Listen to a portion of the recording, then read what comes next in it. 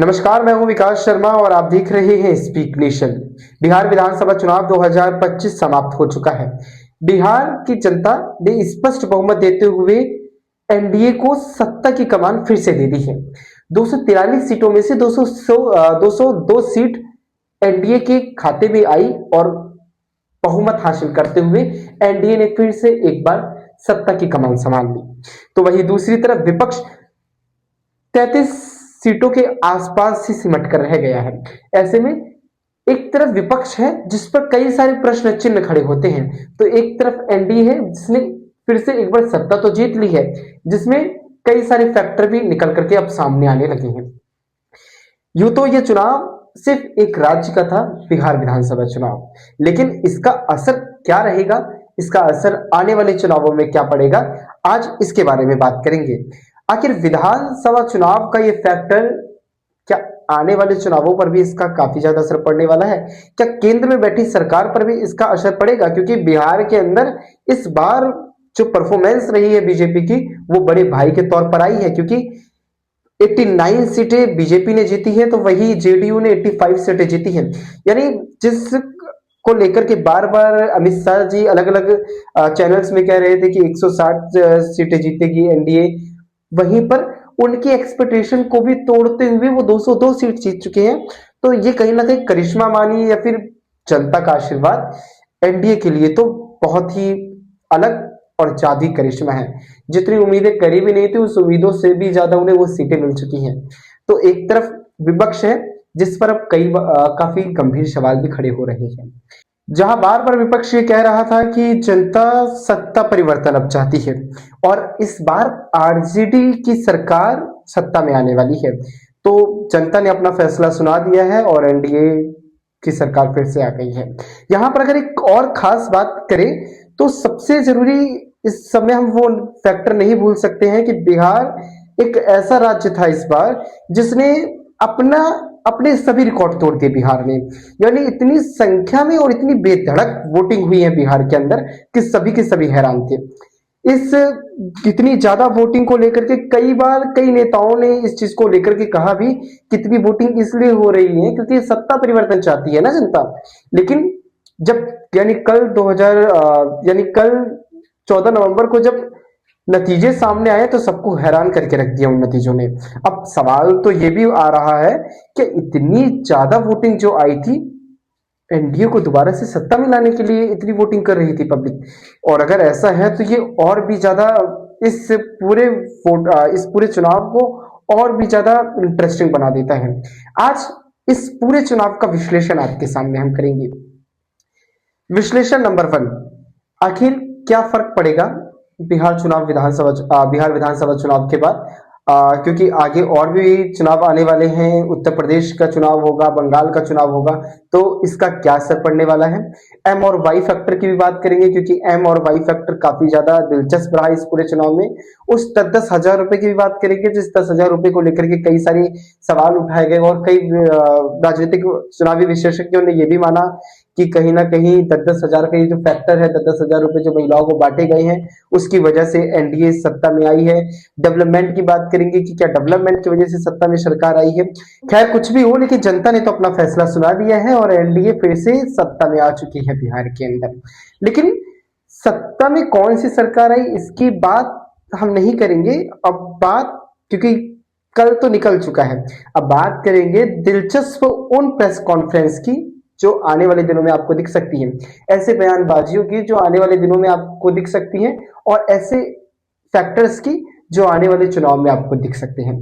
पहला तो ये कि क्या क्या फैक्टर्स होंगे, आखिर बिहार विधानसभा चुनाव क्या और भी चुनावों में ऐसा डालेगा तो किस प्रकार डालेगा, उसकी बात कर लेते हैं।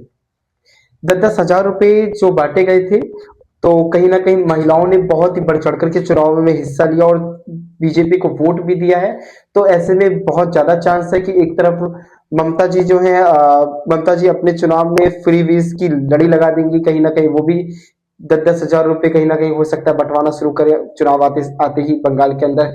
तो एक तरफ योगी आदित्यनाथ हो सकते हैं, वो भी इसी तरीके के फैक्टर को उत्तर प्रदेश में इस फॉर्मूले को अपनाने की कोशिश करें चुनाव जीतने के लिए। और ये जो फैक्टर है, ये सिर्फ किसी बिहार विधानसभा चुनाव तक सीमित नहीं रहेगा। अब ये अलग अलग राज्यों में फैल जाएगा, जिसका असर आने वाले समय में हमें दिखेगा भी। एम और वाई फैक्टर यानी महिला और युवा, अभी तक जो बातें होती थी वो जाति के ऊपर होती थी, कास्टेशन के ऊपर होती थी, रिलीजन की बात होती थी। तो एक बार इस बार का जो एम और वाई फैक्टर था मुस्लिम और यादव से अलग हट करके महिला और युवा हो गया है। खैर ये बहुत अच्छी चीज रही है इस बार विधानसभा चुनाव में कि इस बार जातियों पर ज्यादा चुनाव नहीं हुआ। इस बार जो चुनाव हुआ है वो महिला और युवाओं को लेकर के हुआ। बीजेपी ने जो नारा भी दिया था कि इस बार का एम और वाई महिला और युवा होगा, ना कि लालू प्रसाद यादव के समय का मुस्लिम और यादव वोट होगा। तो ये वाला जो फैक्टर है वो अलग अलग चुनावों में हमें दिख सकता है। तो वहीं तीसरी तरफ चुनाव आते ही उसके कुछ समय पहले ही हमने एक तरफ देखा कि एनडीए ने मेट्रो का उद्घाटन करवा दिया, एक तरफ माता सीता के मंदिर बनाने की बात हो रही थी। तो ये जो पूरा की पूरा चुनाव था वो सभी तौर से एनडीए ने खेला, जहां पर एक महिला और युवा का फैक्टर भी लेकर के आई, 10,000 रुपए वाला भी फॉर्मूला लेकर के आ गई, वहीं पर डेवलपमेंट वाला फॉर्मूला भी लेकर आ गई। तो बीजेपी ने यानी पूरी एनडीए ने जिस तरीके से इस चुनावी समीकरण को पूरा इस तरीके से मुट्ठी में किया कि पूरा की पूरा जो बिहार की जनता थी वो पूरी की पूरी तरीके से अट्रैक्ट हो गई इनकी तरफ। तो वहीं जो एक तरफ तेजस्वी प्रसाद यादव थे वो बड़े बड़े वादे करते ही रह गए। तो ऐसे में कहीं ना कहीं तेजस्वी प्रसाद यादव को समझना भी चाहिए था, क्योंकि उन्होंने एक वादा तो ये भी कर दिया था कि हर एक घर से एक सरकारी नौकरी देंगे। तो ऐसे में संभव सी बात है कि जनता ने इस चीज को का भी कहीं ना कहीं कैलकुलेशन अपने माइंड में लगाया होगा, कैलकुलेट किया होगा कि क्या ऐसा संभव है कि हर एक घर से एक सरकारी नौकरी दे दी जाए। तो ऐसे में शायद जनता को ये बड़े बड़े वादे लगे होंगे, जिस वजह से जनता ने उन्हें इतना सीरियस लिया भी नहीं।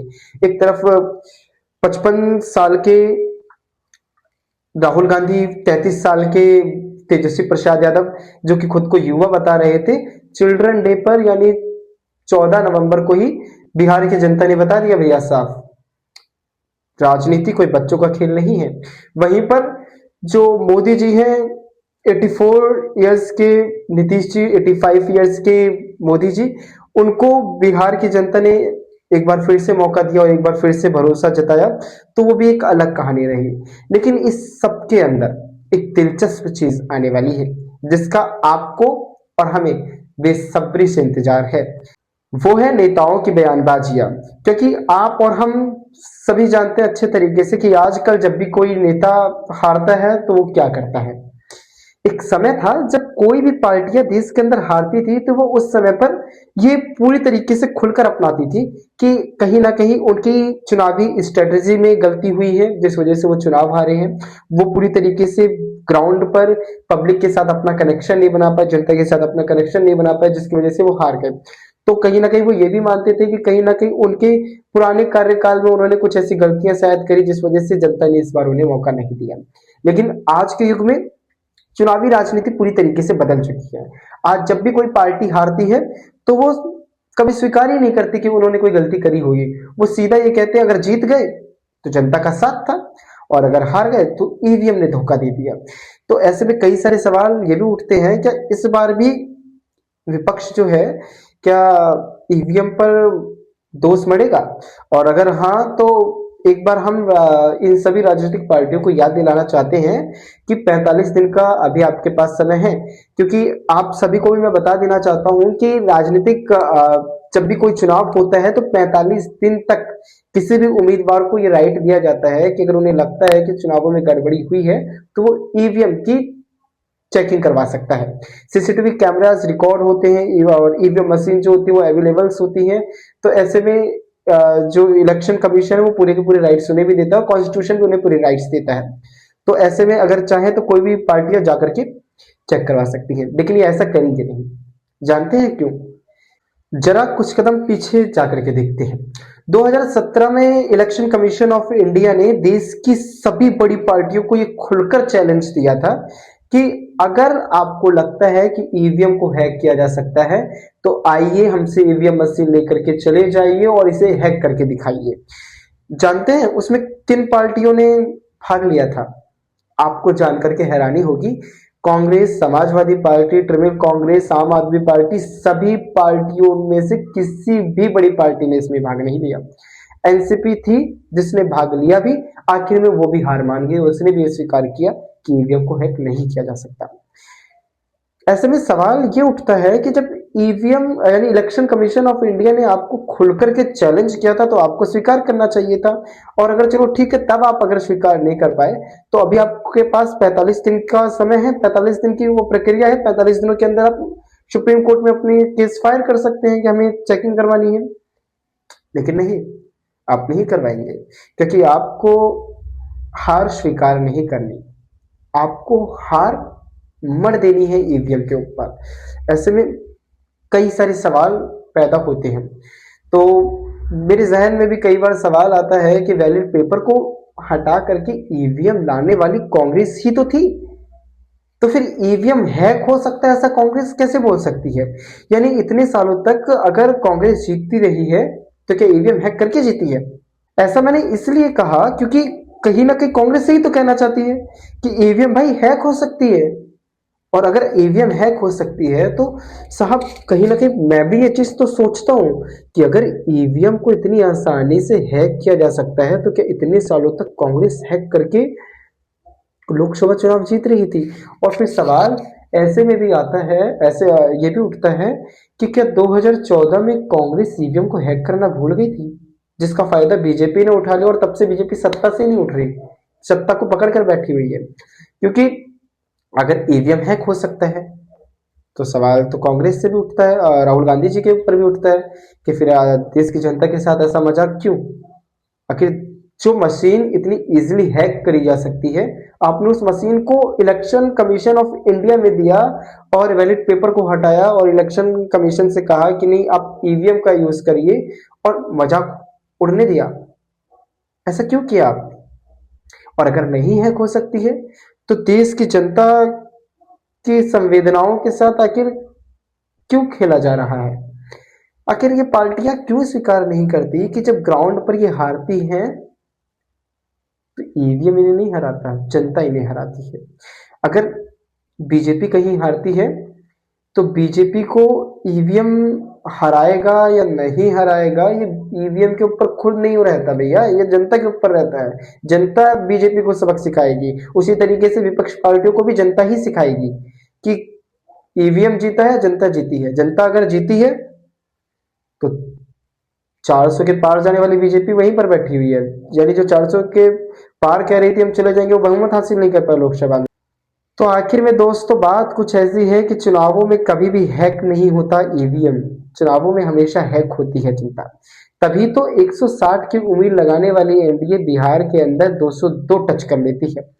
तो विपक्षी पार्टियों से यही कहना चाहूंगा कि आज है 15 नवंबर, आपके बयान आने से पहले मैंने ही अपना वीडियो बना दिया है कि भैया ईवीएम वाला मत रोइएगा, जनता के पास जाइए, ग्राउंड पर जनताओं से मिलिए और स्वीकार करिए कि कहीं ना कहीं नेताओं का प्रदर्शन ठीक नहीं रहा, नेता पूरी तरीके से एक्टिव नहीं रहे, जिसकी वजह से आप हारे हैं। और पब्लिक से भी यही कहना चाहूंगा कि थोड़ा सा संभल कर चलिए, क्योंकि ये राजनीतिक पार्टियां हैं। जो नेता आपको आज इस गद्दी पर मिलेगा कल कब दूसरी गद्दी पर चला जाए आपको खुद नहीं पता चलेगा। कुछ मुद्दे ऐसे होते हैं जिन पर भटकाने का मतलब है कि देश के अंदर अलग अलग गलत फहमियों को पैदा करना है। इसीलिए ये वीडियो बनाना कहीं ना कहीं जरूरी था। इसीलिए आज ही मैंने आपको बता दिया है कि आने वाले चुनावों में फैक्टर्स क्या होंगे। और चुनावी पार्टियों से यही कहना चाहूंगा, जनता को बरगलाइए मत, जनता सब जानती है। क्योंकि वो सुना है ना गाना, पब्लिक है सब जानती है। नमस्ते।